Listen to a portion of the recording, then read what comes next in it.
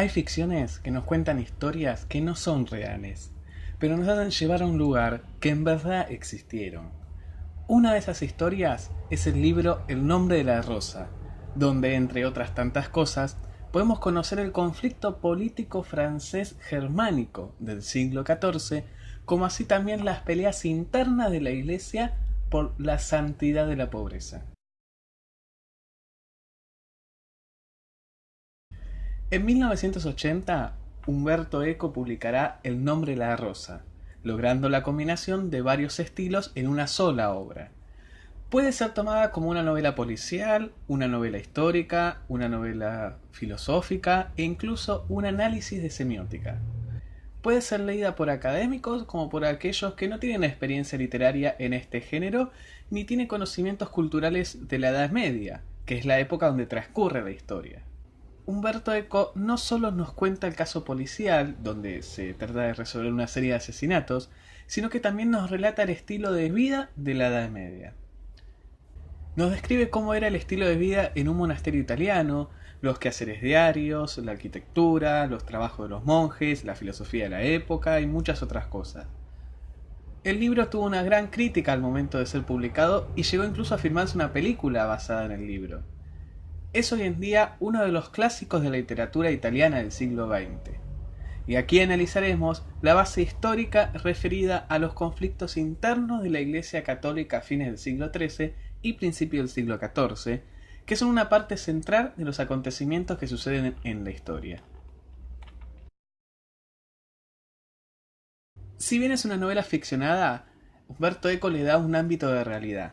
El libro comienza con un prólogo donde Umberto nos explica que en realidad él encontró esta novela, motivo por el cual la novela está escrita como si hubiera sido escrita verdaderamente en el siglo XIV. Los capítulos estarán divididos según el ritual con el que se vivía en la abadía benedictina en los Alpes Apeninos del norte de Italia, donde se desarrolla justamente la historia. Como así también tendrá diálogos en la lengua latín, que era la lengua utilizada por los monjes para comunicarse entre sí.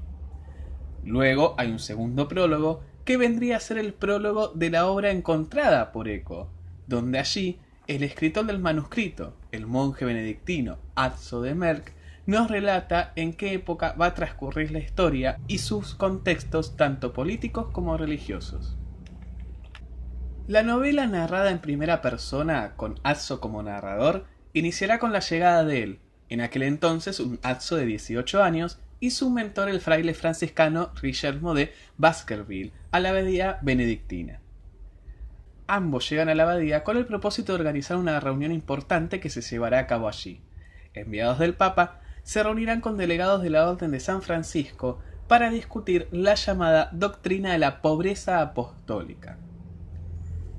La novela estará dividida en capítulos y cada uno de ellos corresponde a la etapa de los 7 días en los que Azzo y Guillermo se alojan en la abadía. Aquí podemos ver que los dos principales personajes de la novela serán Azzo y Guillermo. Como personajes secundarios podemos mencionar al intelectual Jorge de Burgos, un monje benedictino español con el cual Guillermo entablará largas conversaciones teológicas, dándole un marco filosófico a la novela. Otro personaje con el cual se le hará un contexto filosófico y teológico es Hubertino, monje benedictino amigo de Guillermo. Otra línea de personajes está dada por el abad del monasterio, que será quien presiona a Guillermo para que resuelva los misterios de las muertes. Malaquías es el bibliotecario de la abadía que reniega de las preguntas de Guillermo. Y también está Bernardo Huy, inquisidor y representante de la delegación papal que visita la abadía. Como se ha mencionado, la novela comienza con la llegada del monje franciscano Guillermo y en aquel entonces novicio Azzo a la abadía benedictina con motivo de dirigir un debate entre franciscanos y delegados del Papa. Eran fines del año 1327, en el norte de Italia y sobre una colina junto a los Alpes. Al llegar a la abadía, el abad les informa que un monje se ha suicidado, aunque desde un comienzo Guillermo no cree necesariamente que haya sido un suicidio. Cada día que pasa, un nuevo monje fallece, todos de maneras muy diferentes. Y mientras más información reúne Guillermo, más sospecha de que todos los asesinatos están relacionados con la biblioteca. Según relata la novela, la biblioteca de ese monasterio se encontraba entre las principales del mundo, donde había una gran actividad por parte de los copistas, que confeccionaban libros en varios idiomas y realizaban importantes intercambios de libros con otros monasterios y universidades. Guillermo empieza a sospechar que hay un libro prohibido en la biblioteca y que todos aquellos que lo han leído acaban muertos. Por las conversaciones que tiene junto a Jorge de Burgos y Bertino, llega a la conclusión de que ese libro es un manuscrito prohibido. En un momento de la novela, Guillermo y Azzo ingresan a la biblioteca para buscar al culpable de los asesinatos y lo encuentran junto a un libro, La Poética de Aristóteles, libro que de verdad existió, pero que hoy en día no se tiene alguna copia. En la época, este libro era considerado hereje por realzar a la risa como un elemento sanador del alma, época en que la Iglesia decía que la risa es una forma en que el demonio atrae al pueblo. La mirada de los monjes sobre el libro de Aristóteles no era igual para todos. Algunos lo consideraban un libro hereje que solo desviaba a las buenas almas, mientras que otros lo encontraban como un libro escrito por un sabio de la antigüedad. Esa mirada de ver el pasado, el humor y la censura de libros es el debate principal que habrá entre el antiguo bibliotecario Bertino y Guillermo. A lo largo de la novela, las discusiones teológicas se repetirán entre diferentes miembros. Parte de la discusión es la línea principal de la novela, y mientras la novela avanza, también salen a la luz el origen de los diferentes monjes, que tuvieron un pasado en diferentes organizaciones que se enfrentaban al poder central de la Iglesia Católica. En referencia al contexto histórico de la novela, la misma novela nos lo da, ya que al principio Azzo nos comenta cuál era el contexto histórico en el cual él mismo iba a contar su historia. En el momento en el que se iba a desarrollar la historia, en el Imperio Germánico se debía elegir a un nuevo emperador. Estos eran elegidos por los príncipes, que votaban entre ellos a un líder. En Frankfurt es elegido Ludovico de Baviera en 1314 como el nuevo emperador, pero paralelamente otros príncipes y el arzobispado de la ciudad de Colonia, el arzobispado más importante de Alemania, eligen a Federico de Austria como emperador. Como el emperador debía ser coronado por el Papa Juan XXII debía elegir a uno, pero a Francia le convenía una guerra civil en Alemania, como así también a Nápoles, que era aliado del Papa y con pretensiones sobre toda Italia. Entonces el Papa se abstiene de elegir a uno y se produce la guerra civil dentro del Imperio Germánico. En 1322, la guerra es ganada por Ludovico de Baviera, pero el Papa, en vez de coronarlo, lo excomulga, por lo que Ludovico declara a Juan XXII como hereje. Ludovico llega a un acuerdo con su rival Federico de Austria y decide ingresar a Italia para invadir Roma e imponer una nueva elección papal. En Milán es coronado emperador e inicia un viaje hacia Roma, pero en la ciudad de Pisa se encuentra con gran resistencia. Es en este contexto donde conoceremos los primeros indicios de los conflictos políticos e internos de la Iglesia Católica.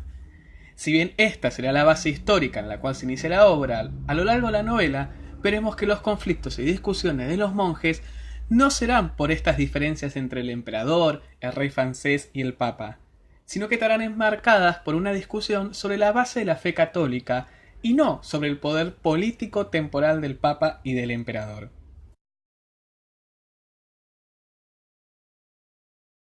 Al mismo tiempo en que se desarrolla la guerra civil en Alemania, se producía una reunión entre miembros de la Orden de San Francisco en la ciudad de Perusa.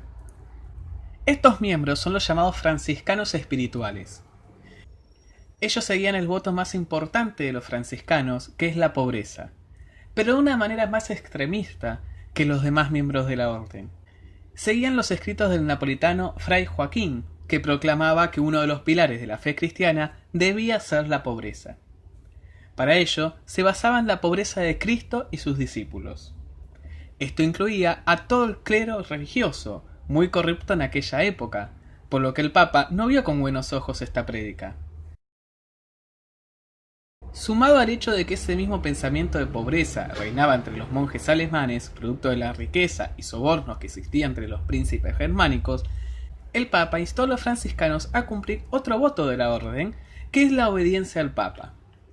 Juan XXII terminó por condenar a los franciscanos que se adherían a ese pensamiento.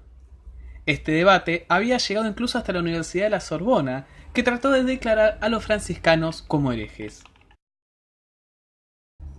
Años antes se había producido una división dentro de la orden franciscana, producto del Concilio de Lyon. Allí se buscó legitimar a la orden, dándole pleno uso de las propiedades donde se alojaban. Pero esto disgustó a algunos miembros por considerar que el voto de pobreza debía ser seguido no solo por los monjes, sino también por los monasterios. Pero estos frailes, que se oponían al concilio, fueron encarcelados. Cuando años después estos presos fueron perdonados y liberados, se unieron y formaron el movimiento de los franciscanos espirituales. Recibieron el aval del aquel entonces Papa Celestino V. Este aval papal permitió que algunos hermanos franciscanos abandonaran los monasterios y empezaron a predicar la doctrina de la pobreza entre la población popular en Italia. Estos monjes que actuaban por fuera del monasterio y mucho más cercanos con la población eran conocidos como fraticelli, frailes de la vida pobre. Pedían limosnas y vivían de los trabajos manuales que realizaban. Incluso llegaban a dar los sacramentos en la casa de los pobres, pero como a diferencia de los espirituales, no seguían las normas monegascas y por lo tanto estaban también por fuera de la iglesia. El sucesor de Celestino V, el Papa Bonifacio VIII, emitió una bula que decreta la condena tanto de los fraticellis como de los espiritualistas. Esta persecución siguió por años. Incluso Juan XXII ordenó al rey de Sicilia la expulsión de todos los fraticellis que se habían ido a ocultar allí. Varios espirituales fueron perdonados con la condición de que abandonaran la orden franciscana. Entre ellos se encontraba uno de los primeros espiritualistas que estuvo preso luego del Concilio de Lyon y que será un personaje real en la novela, Ubertino. Finalmente, el Papa termina por condenar como herejía la idea de que Cristo y los apóstoles no habían tenido propiedad alguna ni dinero propio. En contraparte, la orden de los benedictinos no había entrado en la disputa de la pobreza de Cristo y los apóstoles. Por el contrario, en el segundo día de la llegada de Guillermo de Azzo a la abadía, el abad muestra con orgullo a los visitantes las riquezas de la iglesia que se utilizaban para la misa. Uno de los usos de los utensilios de la iglesia era glorificar a Dios, ya que Él se merece una magnificencia. La justificación se basaba en que jarras y elementos de oro eran utilizados en el templo de Salomón en Jerusalén y sería indigno que Jesucristo recibiera menos. Luego encontramos otro movimiento real en el cual Azzo y Ubertino discutirán la mirada sobre este, y es el de los dulcinos. Los dulcinos fomentaban la pobreza como principal ideal y que solo estaban obligados a obedecer a Dios y no a la iglesia. Incluso interpretaban los evangelios de una manera distinta a la época. Llegaron a decir que todos los clérigos, incluidos los franciscanos, eran ministros del diablo. Fray Dulcino decía que la iglesia romana era una meretriz, por lo tanto no era obligatorio obedecerla. No creían en el perdón de los pecados y decían que la adoración a Dios podía hacerse en cualquier parte, no solo en la iglesia, y por lo tanto no había que pagar ningún diezmo. En 1303, Dulcino se designaba a sí mismo como jefe supremo de la congregación apostólica y nombraba lugartenientes, entre ellos a una mujer, por lo que el Papa Clemente V convocó una cruzada contra Dulcino, por lo que los dulcinistas comenzaron a saquear pueblos para poder hacer frente al Papa. Pero la cruzada prometía indulgencias, el perdón de los pecados, a todos aquellos que participaran. En 1307, Dulcino es capturado y juzgado por el Papa, que lo condenó a morir en la hoguera y declaró sus seguidores como herejes. Otro grupo mencionado en la novela y que trae discusiones entre Guillermo, el abad y Azzo son los cátaros. Los cátaros predicaban la reforma total de la iglesia, como así también una mirada distinta de Dios y la moral. Creían que el mundo era la combinación entre el bien y el mal, y para ello crearon su propia iglesia y sus propios sacramentos. Buscaban romper el poder central de la iglesia, motivo por el cual varios señores feudales y adinerados los apoyaban. Entre ellos se encontraban los poderosos del Imperio Germánico. Por otra parte, el movimiento de los valdenses, que también tenían una mirada diferente del accionar de la iglesia, no buscaban destruirla ni cambiar los sacramentos, sino simplemente reformarla. Ellos buscaban el ideal de la pobreza, motivo por el cual acogían a los pobres y vivían con ellos en comunidad. Para ellos, todos podían predicar la Biblia. Se basaban en el hecho de que un obrero podía enseñar el oficio a otra persona que también se convertiría en obrero, por lo que un buen cristiano podía predicar la fe sin la necesidad de la iglesia como intermediaria. Tanto los movimientos cátaros como valdenses con el tiempo van a ser perseguidos por lo que en un principio los apoyaban, ya que los señores feudales tenían miedo de que luego de quitar el poder a la iglesia, les quitaran el poder a ellos. El concilio de Letrán de 1179 condenará por igual a cátaros y valdenses. En el quinto día de la historia de la novela, se produce la reunión entre los maestros de la orden franciscana y los delegados del Papa, que entre ellos se encontraba el inquisidor Bernardo Gui, personaje no ficticio, sino también real. Si bien el debate de la pobreza de Cristo era rechazado por el Papa, los franciscanos querían dejar en claro que a pesar de la discusión, ellos no desconocían la autoridad papal. Se recuerda también el apoyo del emperador alemán a los franciscanos, incluso el encuentro que hubo entre el líder franciscano y Ludovico de Baviera, que produjo el enojo del Papa. Pero en esta reunión solo habrá discusiones con argumentos sólidos de un lado y del otro. Los enfrentamientos entre las partes hará que varias veces se desvíe la discusión hacia otros puntos. Finalmente la reunión cesa sin un veredicto final y se determina que debía continuar al día siguiente. Durante la reunión, Guillermo le explica a Azzo la verdadera problemática del conflicto. Si se considera que Cristo era pobre, entonces la Iglesia, que sigue los mandatos de Cristo, también debía ser pobre. Y la pobreza no está dada solamente en la falta de dinero, sino también en la falta de poder. La Iglesia debía entregar el poder de tomar decisiones políticas y terrenales, motivo por el cual el emperador está tan interesado en la prédica franciscana. Y ya en el final de la novela, en el último capítulo llamado Último Folio, Azzo nos relata los acontecimientos que siguieron luego de que él y Guillermo se van de la abadía, que son acontecimientos históricos reales.